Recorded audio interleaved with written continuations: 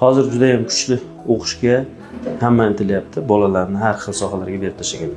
Yoshligidan boshlab matematika, ingliz tili, ximiya, biologiya va boshqa fanlar, boshqa umuman bolalarda juda ham nagruza ko'payib ketdi va e'tibor bergan bo'lsangiz, bolalarda achchiq taqadigan bolalar ham ko'payib ketdi. Va bizda o'zimizda ham keladi, bemor ko'rishida xiralik bor, astigmatizm bor, unisi bor, bunisi bor, miopiyasi bor.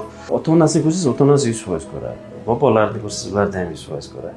Hech qaysida tug'ma emas, ko'pchiligida orttirilgan minuslar paydo bo'la boshlaydi.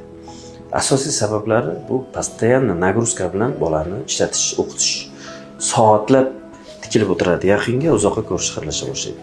Mana shu bolalarga yarim soatda 5 minut, 10 minutga tennis o'ynash kerak. 1 soatda 10 minut хотя бы tennis o'ynatib, ko'zda dam oldirish kerak. G'o'xarni ushlab turadigan bog'lamlar bor. Uzoq qavariq, botiq, qavariq, botiq, qavariq, botiq qilib, akkomodatsion mishchalar ishlaydi unda. Va bu ko'zga foyda beradi. O'shaning uchun azizlar, bolangiz tennis o'ynating.